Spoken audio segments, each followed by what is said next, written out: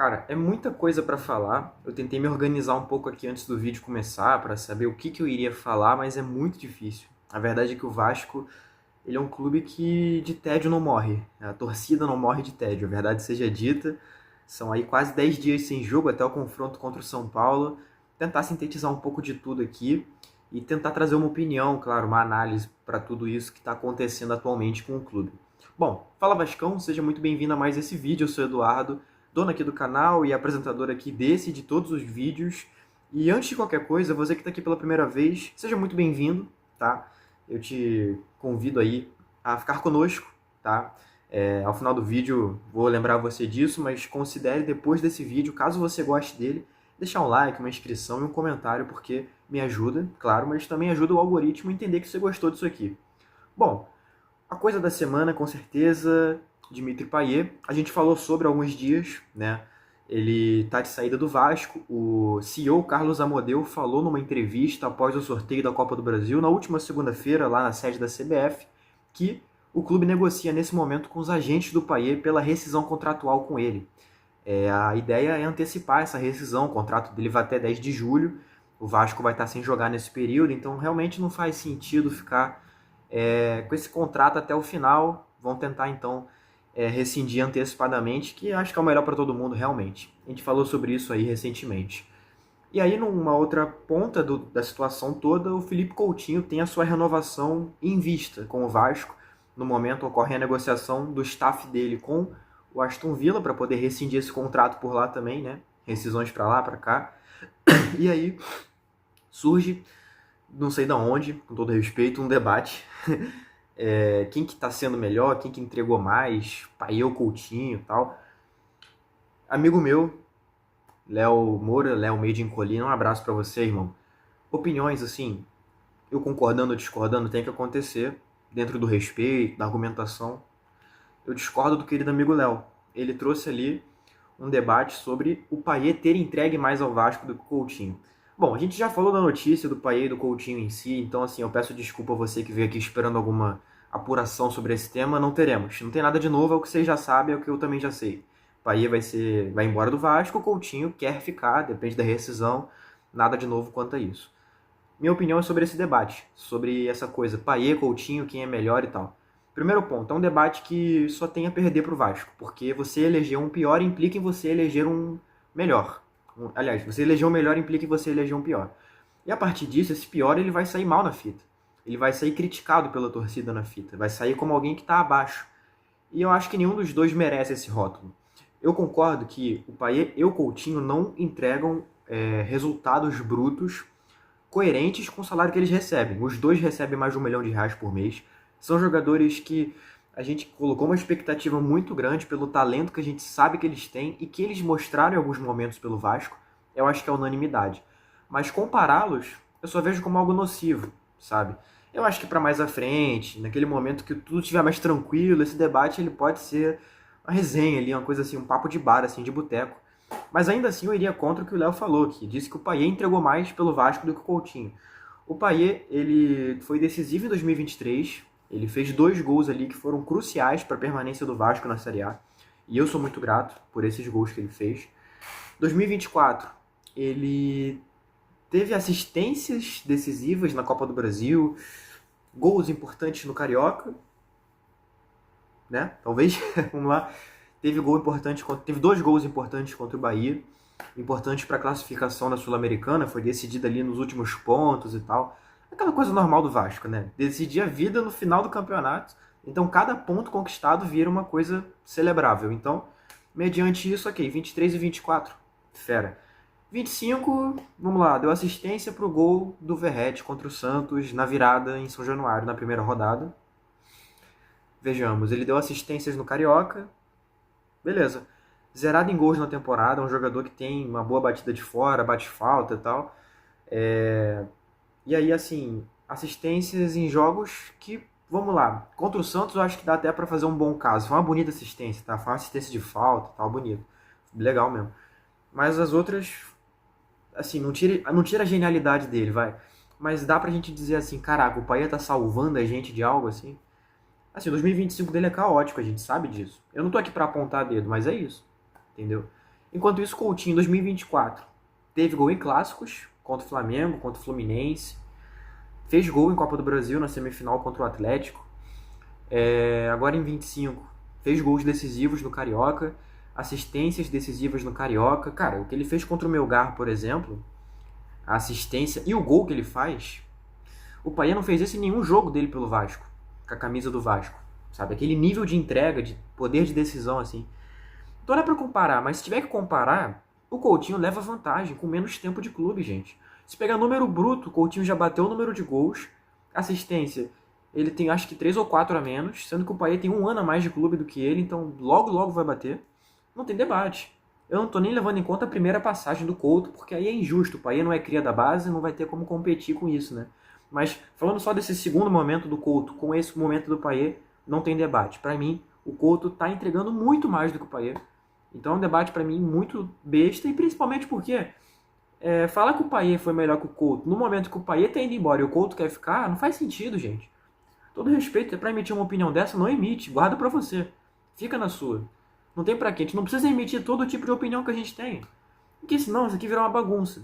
A gente fala o que a gente pensa na hora que a gente quer, sem se preocupar com a responsabilidade, com o impacto. Né? Assim, eu sou contra barrar a liberdade de expressão. Isso aqui que eu tô falando é um exagero, tá? Todo mundo opina na hora que quiser. Isso aqui é um exagero, é uma brincadeira. Mas, assim, vale refletir, cara. Vale a pena opinar isso? Eu tô vendo lá a repercussão da postagem, assim, sei lá. Enfim, vamos lá. E aí, dando continuidade aqui nos assuntos, a gente teve mais uma recusa do Léo Jardim para renovar com o Vasco. E aí é bom levar em conta o seguinte. A gente fala recusa do Léo Jardim porque, beleza, representa o Léo Jardim e tal. Mas é a recusa do staff do Léo Jardim. O Léo Jardim ele já deu entrevista em Zona Mista esse ano falando que ele quer renovar e que depende do acerto do clube com o staff dele, beleza. Então a vontade dele é essa, a não ser que ele mentiu publicamente. Eu não acho que seja o perfil do Léo mentir publicamente. Beleza. Então é o staff dele. O Vasco ofereceu R$1 milhão, o staff dele recusou a informação do jornal Lance, que vai de encontro também com a informação do Globo Esporte, também do Rodrigo Silvério e de bastante gente aí. Cara, volto a dizer o que eu disse, no último vídeo a gente comentou sobre, é loucura, assim, não dá pra não dar uma certa razão pro Léo. O Léo, ele tem tido times horríveis num todo, assim, times em que ele compete para não ser rebaixado, times em que ele não ambiciona uma briga por título. Natural que ele queira uma valorização salarial. Agora, R$1 milhão por mês é salário de atacante, de meio campista. Não vou desvalorizar o trabalho do goleiro, mas o Léo teria que ser, assim, cara, não sei, uma coisa muito fora da curva, sabe? Eu acho o Léo muito bom, eu acho o Léo muito acima da média. Mas R$1 milhão por mês é para aquele cara que faz chover. Eu sou contra o Coutinho receber R$1 milhão por mês, por exemplo. Porque o Coutinho não faz chover. O Coutinho não faz semanalmente o Vasco vencer jogos, entende? E não é culpa dele, não. Não tô fazendo o que eu acabei de criticar, de apontar. Não é isso. Acho que o próprio Coutinho concorda. Se chegar no Couto e conversar, ele reduz esse salário aí. Mas é isso. R$1 milhão é para ser um cara assim. O Verratti merece. O Verratti merece. A média de um gol a cada 2 jogos justifica R$1 milhão por mês. O Léo, infelizmente, não é nem por culpa dele, mas não tem como ele ter esse impacto. Ele é bombardeado jogo após jogo. Ele sofre 6 a 7 finalizações por jogo. Ele vai ceder gols, ponto. Mas aí, de novo, a conta não bate. Não por culpa dele, ele não garante resultados semanalmente, entende? Então é isso, 800 mil por mês eu acho que está bem pago. Foi a oferta inicial do Vasco, pelo que eu sei aqui. E é muito complicado. Por um outro lado, tá? Eu entendo o lado do Léo, mas eu também não vou ficar aqui fingindo que isso não chateia um pouco. Eu acho que é o que diferencia um jogador que quer ficar aqui no clube, que, como ele mesmo já falou em entrevistas, assim, que se sente abraçado, que, caraca, quer construir uma relação. Então é isso pra mim que diferencia o jogador que de fato é isso, que o Léo afirmou ser, um cara que se identificou, do que para um bom profissional. O Léo é um bom profissional, ele vai cumprir o contrato, não vai fazer corpo mole, eu acredito que não. Mas o fato dele não querer reduzir a pedida salarial para conseguir acertar a renovação com o Vasco, para mim quer dizer que ele não ambiciona essa coisa a mais. Ele quer cumprir o contrato, acabar o contrato vai ser negociado, mas ele não quer ser esse cara diferente, esse cara que seja um símbolo para a torcida. Infelizmente vai sair muito apagado. Poderia ser muito mais do que ele eventualmente vai ser se de fato cumprisse isso daí que está sendo dito. dele não querer renovar o contrato e acabar indo embora, possivelmente até a custo zero, né, no fim do contrato. Então, um debate bem denso. Vamos lá, mais assuntos aqui. Cara, surgiu um burburinho louco, assim. Eu não vi de onde que veio, tá? Até comentei com amigos. Mas, assim, o Felipe estava na lista de jogadores profissionais, né? Também tem treinadores, enfim, a receber valores do Vasco como dívidas desde aquela passagem dele lá em 2011, 2012, em que ele ganhou a Copa do Brasil e tal, como jogador. Depois ele vai para o Fluminense, 2013, se aposenta, mas enfim, aquela reta final dele de Vasco ali. Então, aquele período ali, ele tinha, né, um valor a receber de milhões ali e tal. E aí tava na lista lá de credores do Vasco. Beleza. Ano passado ele assumiu o cargo na SAF. Para poder assumir cargo na SAF, ele teve que abrir mão de receber parte desse valor, se eu não me engano. Posso estar equivocado, eu lembro que na época era o que tinha sido dito, não sei se por alguém do clube ou por informação extraoficial, beleza. E aí o GE vem com uma matéria ontem, na quarta-feira, dia 4, em que, não sei, assim, diz assim, vamos lá, entenda a situação do Felipe. Eu vou muito pela linha de, cara, se virou uma matéria é porque é uma coisa importante, né, que está sendo falado e tal. Eu não vi ninguém falar disso antes da matéria, sabe? A matéria vem, tipo assim, para criar essa coisa, digamos assim, sabe? Surge do nada esse assunto, Felipe e tal. Beleza. E aí, me explica na matéria, traz o posicionamento do Felipe Carregal, que é vice-presidente jurídico e tal. Ele explica, assim, o Felipe tinha uma dívida de milhões, aí, conforme os acordos que vão sendo costurados, até pela recuperação judicial, esse valor foi reduzido ao começo do ano, aí estava em 300 mil lá na lista e tal. E depois esse valor foi para 500 mil. Ou seja, ele reduziu assim brutalmente e depois aumentou um pouquinho. Aí o Carregal explicou. Esse valor reduziu conforme esses acordos feitos e ele aumentou de novo porque houve um reajuste que a gente não calculou na época. Depois de revisitar ali a lista, a gente percebeu que faltou fazer esse reajuste financeiro ali para as métricas, essa engenharia financeira toda que foi feita ali e tudo mais. Tá? E aí surgiu esse burburinho de que o Felipe teria recebido esse valor, que era da dívida dele com o Vasco, antecipadamente, furado uma fila e não sei o que. Eu, Eduardo, eu me abstenho de trazer uma opinião técnica sobre isso. Eu não sou da área financeira, jurídica, etc e tal. Eu trago a minha opinião pessoal, de torcedor do Vasco. Não me parece que o Felipe recebeu esse valor. Me parece que esse valor foi reajustado. E aí é a coisa mais Vasco possível. Reajustaram e erraram no reajuste. Então corrigiram depois. Só que como tudo fica visível publicamente, abre uma margem para o burburinho. Eu queria alertar para uma coisa. A gente está na véspera de um ano de eleição do Vasco. Tá? E é um momento muito frágil, midiaticamente, para a gestão Pedrinho.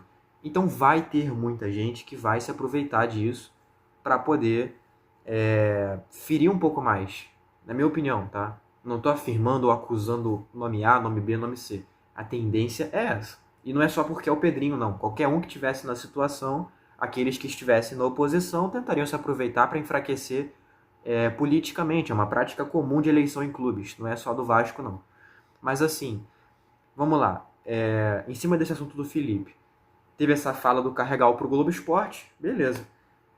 E aí, na quinta-feira, no dia 5, surge um documento em grupos políticos do Vasco que questiona essa fala do Carregal com base em mensagens do Alain Belaciano, que é presidente da Assembleia Geral do Vasco e é um dos vice-presidentes ali também, em que ele fala que o Felipe recebeu esse valor, algo nesse sentido assim, meio que contradiz o que o Felipe disse, né?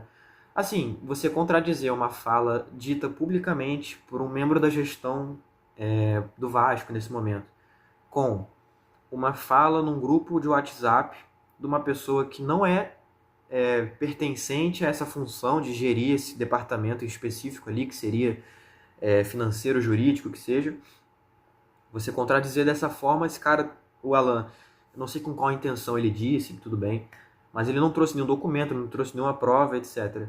Cara, como é que você justifica isso? E assim, esse documento que saiu, da onde ele saiu? Quem fez esse documento? Se essa pessoa que fez o documento está vendo esse vídeo, eu peço, por favor, entre em contato comigo, eu adoraria te conhecer, para entender um pouco mais, porque da onde vem a intenção da criação desse documento? Entende? Ele está sendo repassado livremente nos grupos, entendeu? Então, é de se pensar tudo isso. Se você não sabe a origem desse documento, é de se pensar, vale a pena você embarcar nessa onda? Sei lá. É um questionamento. Eu não estou defendendo o Pedrinho nem o Felipe. Só estou trazendo um questionamento. Você vai embarcar de cabeça uma coisa que você não sabe de onde vem? A intenção por trás? Sei lá. É o questionamento que eu faço aqui, beleza? E para encerrar, vai ter o leilão da 777, das ações, né, que pertencem a 777 nos clubes de futebol. 777/ACAP, né, porque a ACAP hoje é quem comanda a 777. Vai ser nessa sexta-feira nos Estados Unidos. O Felipe Carregal, mais uma vez, foi acionado pelo GE, dessa vez para falar sobre a importância desse leilão aí para o Vasco. O Felipe diz categoricamente, eu não vou ter a aspa aqui de cabeça, porque eu também não sou nenhum Einstein, mas assim, ele fala, independente de quem vier a comercializar essa ação da 777, essa é uma ação, eu não sei a palavra que ele usou, mas é uma ação que não vai ser reconhecida pelo Vasco, porque a justiça brasileira, momentaneamente, claro, ela cede o controle das ações da 777 sobre a SAF do Vasco para o clube associativo, ou seja, não tem como nenhuma outra parte negociar isso sem que haja um acordo com o Vasco. E não houve esse acordo com o Vasco. Então, esse leilão, em caso de que seja negociada a ação do Vasco nele, essa negociação não tem valor, não tem peso. O Vasco ele não vai ter um novo dono de uma hora para outra, assim. Não é uma coisa que vai ficar a revelia assim dessa forma, entendeu? Esclarecimento importante, acho que é bacana trazer para cá. E no mais é isso. Opiniões, você pode concordar, discordar, fique super à vontade. Vou ficando por aqui. Obrigado a você que viu esse vídeo até o final. Sempre a recomendação do like, da inscrição, comentário. Lembrando você, como fiz ao começo do vídeo, né, cara? Se você gostou do vídeo, deixa eu saber aqui embaixo com seu comentário, com seu like e tudo mais. Redes sociais, todas sob o @AnalisaCRVG. Você pode encontrar a gente por aí em todo lugar, beleza? Também temos o grupo do WhatsApp, que está aqui na descrição, recomendo sempre. E no mais, é isso, tamo junto, valeu e até a próxima.